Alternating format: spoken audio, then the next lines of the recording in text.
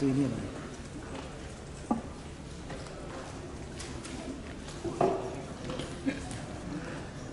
ya. Sehingga pertanggungjawaban pidana tidak ada pada diri terdakwa Kasdi Subagiono dan sekedar meneruskan. Dilanjutkan. Kasdi ya.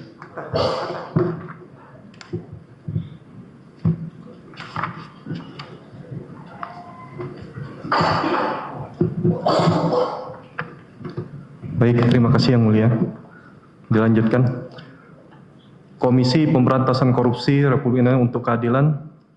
Jawaban penuntut umum, replik atas pembelaan pledoi terdakwa dan tim penasihat hukum terdakwa dalam perkara tindak pidana korupsi nomor 22 Pit/TPK/2004 PN Jakarta Pusat di Pengadilan Tindak Pidana Korupsi pada Pengadilan Negeri Jakarta Pusat atas nama terdakwa Muhammad Hatta. 1. Pendahuluan. Majelis hakim yang kami muliakan, tim penasihat hukum terdakwa dan terdakwa yang kami hormati. Puji syukur kehadirat Tuhan Yang Maha Kuasa atas segala limpahan rahmat, nikmat karunia kepada kita semua, sehingga pada hari ini kita masih dapat melaksanakan proses persidangan dalam keadaan sehat walafiat tanpa kurang suatu apapun. Ucapan terima kasih yang tidak terhingga kami sampaikan kepada majelis hakim yang telah memberikan kesempatan kepada kami untuk menyampaikan jawaban replik atas pembelaan pledoi terdakwa Muhammad Hatta maupun tim penasihat hukum terdakwa yang telah disampaikan pada persidangan hari Senin tanggal 8 Juli 2024. Sesuai dengan pasal 182 ayat 1 huruf B, C KUHP yang menerangkan dianggap dibacakan. Ya, langsung ke inti ya, inti yang. Inti aja. Baik Yang Mulia. Langsung. Yang kedua, jawaban terhadap pembelaan pledoi majelis hakim yang kami muliakan, tim penasihat hukum terdakwa dan terdakwa yang kami hormati. Bahwa 1. Terhadap pembelaan terdakwa Muhammad Hatta yang menyatakan prosedur masuk Kementerian Pertanian dengan resmi dan benar walaupun sebelum terdakwa pernah kenal dengan Syahrul Yassin Limpo sebagai Gubernur Sulawesi Selatan. Tanggapan penuntut umum bahwa terkait dengan alasan yang menyatakan terdakwa Muhammad Hatta masuk ke Kementerian Pertanian dengan resmi dan benar hanya merupakan pembelaan diri saja dengan menunjukkan untuk memenuhi syarat formil administrasi untuk dapat diangkat sebagai dari sebelum pegawai di pemerintah Provinsi Sulawesi Selatan menjadi pegawai di Kementerian Pertanian hingga akhirnya diangkat oleh Syahrul Yassin Limpo untuk menduduki jabatan eselon 2, yaitu pada tahun 2020 menjadi PJ Direktur Pupuk dan Pestisida dan kemudian pada tahun 2023 menjadi Direktur Alat Mesin Pertanian. Padahal pada kenyataannya berdasarkan keterangan saksi-saksi yaitu Panji Haryanto, Momen Rusmono, Maman Suherman, Abdul Hafidz, Ahmad Musapak, dan Kasdi Subagiono yang menjelaskan terdakwa Muhammad Hatta merupakan orang kepercayaan dari Syahrul Yassin Limpo sebagaimana telah penuntut umum uraikan secara jelas dan lengkap pada halaman 1301 sampai dengan halaman 1303 dalam surat tuntutan sehingga tidak perlu penuntut umum sampaikan dan jelaskan kembali. Dengan demikian, dalil atau alasan terdakwa tersebut tidak berdasar dan sudah sepatutnya ditolak atau setidaknya disampingkan. 2. Terhadap pembelaan terdakwa Muhammad Hatta yang menyatakan Muhammad Hatta hanya sebagai yang disuruh atasan untuk mengantar uang dan lainnya ke pihak lainnya dan hanya meneruskan pesan permintaan dari Syahrul Yassin Limpo dan keluarganya. Tanggapan penuntut umum bahwa kedudukan terdakwa Muhammad Hatta bukan berkedudukan sebagai orang yang disuruh melakukan, akan tetapi sebagai orang yang turut serta melakukan perbuatan sebagaimana fakta hukum yang terungkap di persidangan yang telah penuntut uraikan secara jelas dan lengkap pada halaman 1464 sampai dengan halaman 1471 dalam surat tuntutan, yang pada pokoknya telah terbukti adanya kerjasama yang erat antara terdakwa Muhammad Hatta dan Syahrul Yassin Limpo, Kasdi Subagiono, dan Imam Mujahidin Fahmid. Terdakwa Muhammad Hatta juga senyata-nyata telah mengetahui dan menginsapi perbuatannya bersama-sama dengan Syahrul Yassin Limpo adalah untuk menguntungkan Syahrul Yassin Limpo dan keluarganya.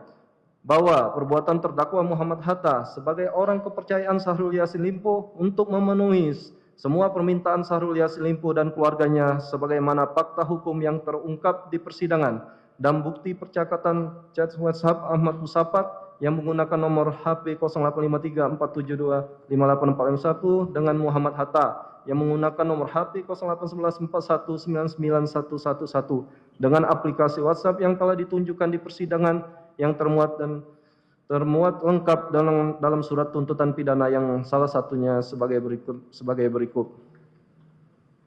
Percakapan tersebut dilakukan pada tanggal 9 November 2020. Dianggap dibacakan WhatsApp-nya bahwa penuntut umum telah diuraikan dalam jawaban sebelumnya sebagaimana fakta hukum yang terungkap di persidangan yang telah diuraikan secara jelas dan lengkap dalam surat tuntutan. Kedudukan terdakwa Muhammad Hatta merupakan orang turut serta melakukan tindak pidana, bukan orang yang telah disuruh melakukan tindak pidana. Terdakwa Muhammad Hatta bukan tidak mengetahui atas permintaan Syahrul Yassin Limpo, melainkan terdakwa Muhammad Hatta telah secara sadar dan menginsafi serta mengetahui permintaan uang dari Syahrul Yassin Limpo dan keluarganya maupun merupakan perbuatan yang tidak benar dan dilarang. Dengan demikian, maka dalil pembelaan tersebut haruslah dikesampingkan atau ditolak. 3. Terhadap pembelaan terdakwa Muhammad Hatta yang menyatakan peran Imam Mujahidin justru yang lebih besar dari Muhammad Hatta, tidak pernah memaksa tapi disuruh oleh Imam Mujahidin yang menyatakan grup chat WhatsApp saya ganti kalian dibuat karena Muhammad Hatta pernah dimarahi oleh Imam Mujahidin. Tanggapan penuntut umum bahwa berdasarkan fakta yang terungkap di persidangan, terdakwa Muhammad Hatta dan Imam Mujahidin Fahmi merupakan sama-sama orang kepercayaan Syahrul Yassin Limpo yang bersama-sama dengan Syahrul Yassin Limpo mewujudkan perbuatan tindak pidana korupsi sehingga tidak dapat dinyatakan peran Imam Mujahidin Fahmi lebih besar dari terdakwa Muhammad Hatta. Terdakwa Muhammad Hatta maupun Imam Mujahidin Fahmi masing-masing mempunyai peran sebagaimana arah dan sepengetahuan Syahrul Yassin Limpo sehingga tindak pidana dapat terwujud dengan sempurna. Berdasarkan fakta hukum yang terungkap di persidangan sebagaimana telah diuraikan dalam surat tuntutan bahwa terdakwa Muhammad Hatta dan Imam Mujahidin Fahmi merupakan representasi dari Syahrul Yassin Limpo, di mana terdakwa Muhammad Hatta merupakan orang kepercayaan dari Syahrul Yassin Limpo sejak tahun 2008 ketika Syahrul Yassin Limpo masih menjabat sebagai Gubernur Sulawesi Selatan hingga Syahrul Yassin Limpo diangkat menjadi Menteri Pertanian di tahun 2019. Terdakwa Muhammad Hatta kesehariannya selalu berada di dekat Syahrul Yassin Limpo, padahal bukan merupakan ajudan. Kedudukan Imam Mujahidin Fahmi secara struktural bukan merupakan atasan dari terdakwa Muhammad Hatta. Begitu juga dengan terdakwa Muhammad Hatta bukanlah orang yang berada dalam pengampunan, melainkan orang yang telah dewasa dan berpendidikan tinggi, yaitu sarjana strata 3, yang dapat sadar dan menginsafi perbuatannya, sehingga tidaklah benar kalau terdakwa Muhammad Hatta merupakan orang yang disuruh, melainkan terdakwa Muhammad Hatta memiliki kedudukan sebagai orang yang bersama-sama melakukan tindak pidana. Bahwa berdasarkan bukti elektronik percakapan WhatsApp antara Muhammad Hatta dengan Merdian Trihadi sebagai berikut, halaman 5 dalam replik ini dianggap dibacakan.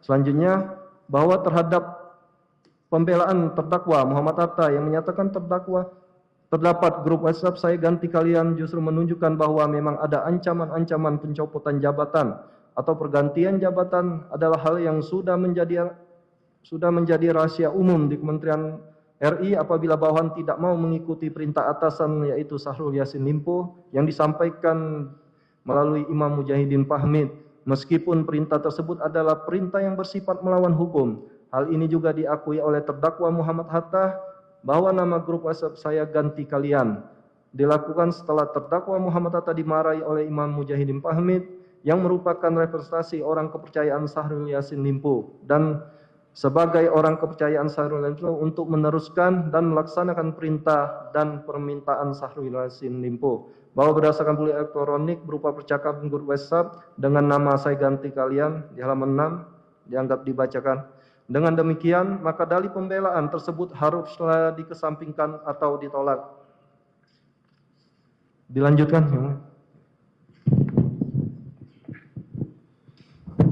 Izin melanjutkan Ketua Majelis.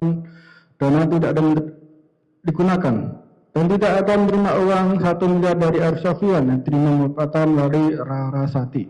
Tanggapan penuntut umum bahwa dalil terdakwa tersebut bertentangan dengan keterangan para saksi yang menyerahkan uang kepada terdakwa maupun yang melakukan pembayaran kebutuhan Syahrul Yassin Limpo dan keluarganya, yang mana pada saat itu terdakwa tidak pernah mau mendatangani tanda terima. Selain itu terdakwa juga tidak pernah mendatangi surat pertanggungjawaban resmi atau SPPD setelah menerima uang ataupun setelah melakukan pembayaran.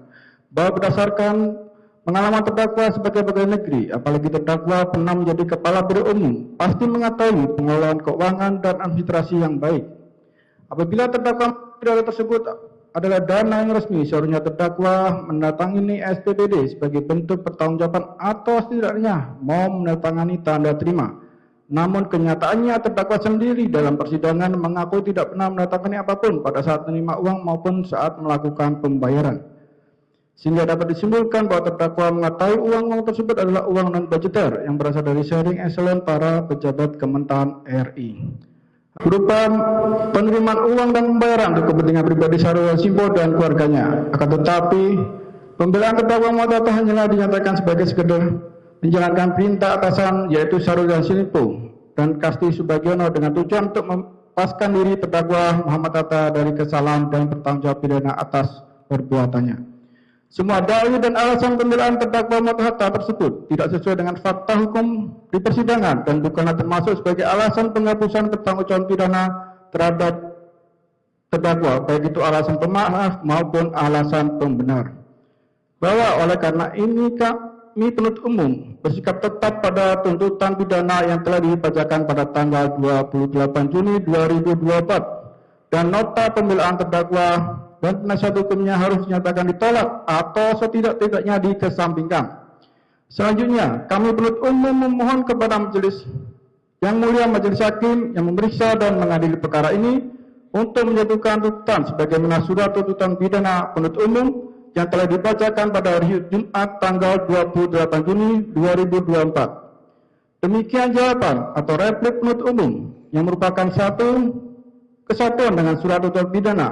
Semoga yang mulia majelis hakim yang mengadili perkara ini tetap teguh, arif dan bijaksana agar harmoni dalam menjalankan kebenaran ini tetap terjaga hingga persidangan perkara ini usai, sehingga hukum benar-benar akan menjadi sarana pencapaian tujuan keadilan, kepastian, dan kemanfaatan bagi kita semua. Terima kasih, semoga Tuhan Yang Maha Adil senantiasa memberikan hikmat dan kebijaksanaan bagi kita semua. Wassalamualaikum warahmatullahi wabarakatuh. Jakarta, 8 Juli 2024, penuntut umum pada Komisi Pemberantasan Korupsi, tertanda Iksan Fernandes, Mer Simanjutak, Mas Mudi, Richard Martong, Sengki Indra, Erlangga Jaya Negara, Palu Pinggiriawan, Muhammad Hadi. Baik, dilanjutkan yang terakhir ya, saudara.